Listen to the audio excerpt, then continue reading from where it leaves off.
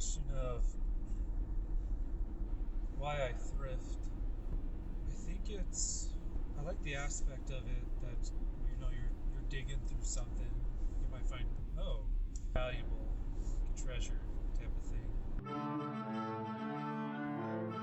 Also, very it's also helping with income, and it's something I actually enjoy, something I don't mind.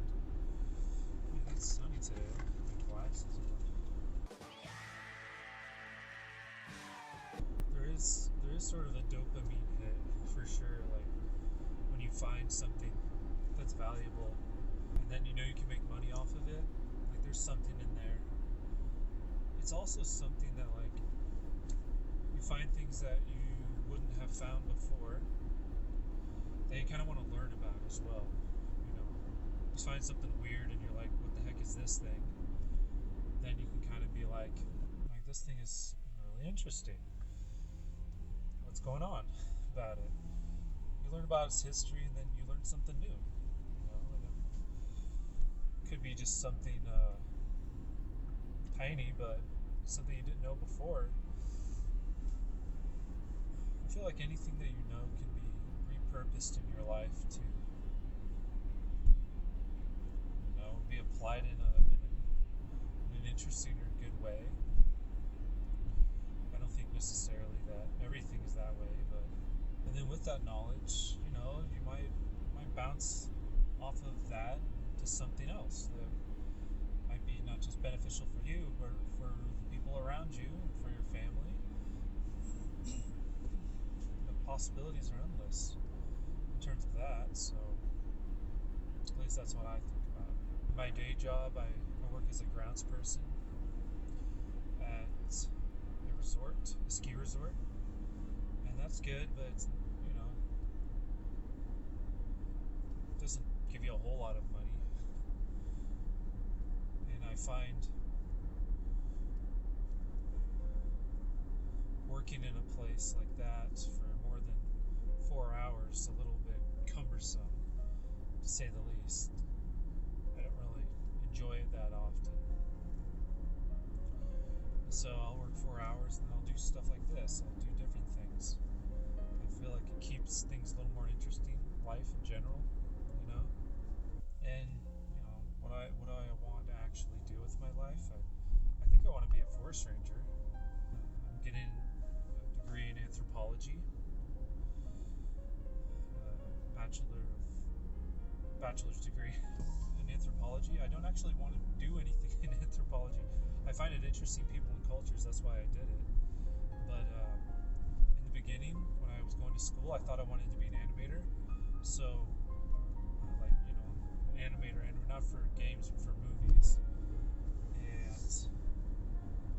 I went to BYU, Idaho, and they didn't have anything like that there.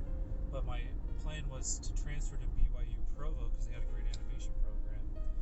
Transferred from BYU Idaho to Provo because I feel like it would be easier to do that than just try to apply for BYU Provo. So did that, got my associates at BYU Idaho, and transferred to BYU Provo. I got in, so that was cool. And then I went, straight for the animation program. I tried, I did the prereqs. That didn't pan out. I did do the prereq classes and applied for the program, animation program, multiple times. Didn't get in.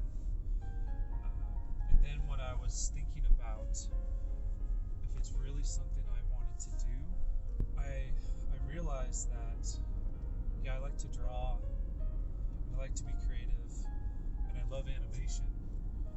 But,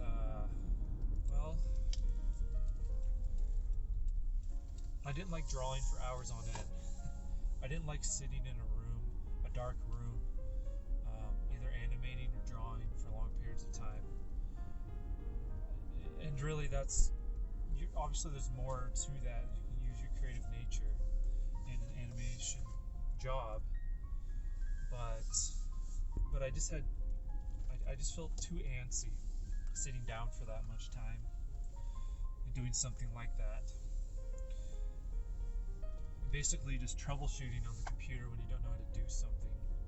You just have to troubleshoot until Kingdom Come to work with a program, an animation program. And I do like troubleshooting. I don't mind doing that, but doing that for a long time, again for hours and hours and hours, I just didn't feel like that would give me joy. Sitting for that long and drawing for that long, and I tried again to apply a couple times and it just didn't work. So I thought, well, I don't think I want to be an animator. I just don't think the lifestyle of an animator would fit me. And that was the first time I realized that. It's kind of discouraging, little discouraging, because it was what I wanted to do my entire life up until that point. And once I realized that, it's like, what the heck, what am I going to do now? And jumped a little bit between like environmental science and outdoor stuff. I was like a TA for a turf specialist, like literal, like sports turf. Worked in a greenhouse for a little bit, and then I think I came to the realization that some people know what they want to do with their life and what job they want to have. And I have things that I want to do. I have like a bucket list, or rather things that I want to accomplish as, my personal, me. I want to feel accomplished by doing those things. When it came to a job, I mean, once that job was that I thought I wanted to do, once I, in the end, just didn't do it, didn't decide on doing that, I think I realized that there was some type of niche that was for me. Society, they tell us all the time, this kind of pick your place, stay there your entire life, make a career out of it. I get that, and I understand the importance of that. If it truly does work for you, like what you want to do, that is just like the most wonderful thing ever. But for me, I don't feel like that's me. As much as I want it to be, as much as I want something to just be like, that's what I'm supposed to do, and everything. Don't have it. Don't know. So like this video, even, or just anything that I find enjoyment in, I kind of just want to do that. I just want to do that and see where it leads me. And so I think that's why I thrift. With this whole idea of this video, that's why I like to thrift. I get to see a bunch of different interesting things, get to learn about them, research about them, and then in the end, make it as sort of a part-time gig, if not even less than that.